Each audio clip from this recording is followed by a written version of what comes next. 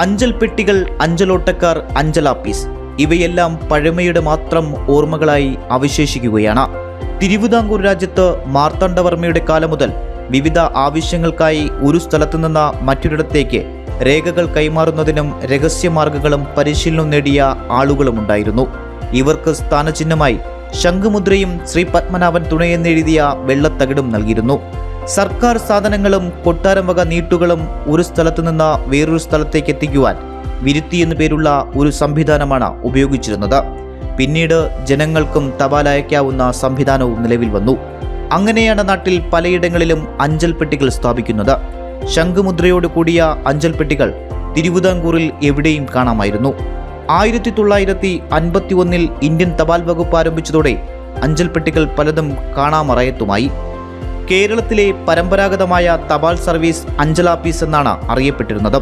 കത്തിടപാടുകൾക്കായി ഇന്നത്തെ തപാൽ പെട്ടികളുടെ സ്ഥാനത്ത് തിരുവിതാംകൂറിൽ രാജഭരണകാലത്ത് ഉപയോഗിച്ചിരുന്ന പെട്ടിയാണ് അഞ്ചൽ പെട്ടി. 5 അടിയോളം ഉയരമുള്ള ഉരുക്കിൽ തീർത്ത അഞ്ചൽ പെട്ടിയാണ് സാധാരണയായി ഉപയോഗിച്ചിരുന്നത്. ഇതിനു മുകളിലായി തിരുവിതാംകൂറിന്റെ രാജമുദ്രയായ ശംഖ് സ്ഥാപിച്ചിട്ടുണ്ട്. ആധുനിക തപാൽ ഓഫീസുകളുടെ വരവോടെ അഞ്ചൽ പെട്ടികൾ ഉപയോഗിക്കാതായി.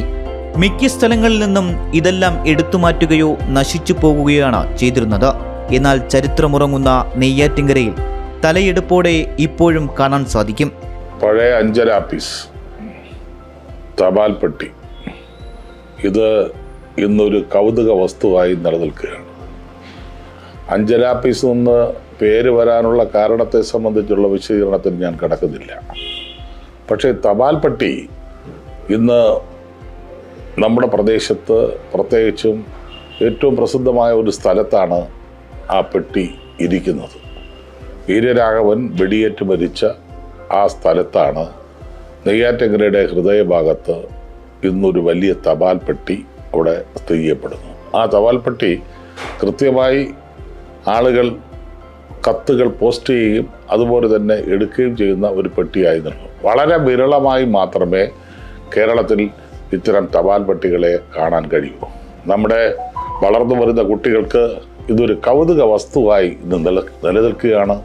അതുകൊണ്ട് പഴയ തപാൽ പെട്ടികൾ സംരക്ഷിക്കാൻ കഴിയുന്ന രീതിയിലുള്ള പ്രവർത്തനങ്ങൾ ബന്ധപ്പെട്ട വകുപ്പുകൾ ഏറ്റെടുക്കണം എന്നാണ് വളരെ വിനയപുരസരം എനിക്ക് അപേക്ഷിക്കാറുള്ളത്. നെയ്യാറ്റിൻകര പട്ടണത്തിൽ സ്വദേശാഭിമാനി കോംപ്ലക്സിന് സമീപം യാതൊരു കേടുപാടും കൂടാതെ അഞ്ചൽ പെട്ടി കാണാൻ കഴിയും. അഞ്ചൽ ട്രാവൻകൂർ എന്ന ഇംഗ്ലീഷിലും അഞ്ചൽ എന്ന മലയാളത്തിലും രേഖപ്പെടുത്തിയ ഈ ചരിത്ര സ്മാരകം പഴമയുടെ ജീവൻ തുടിക്കുന്ന അധ്യായവുമാണ്.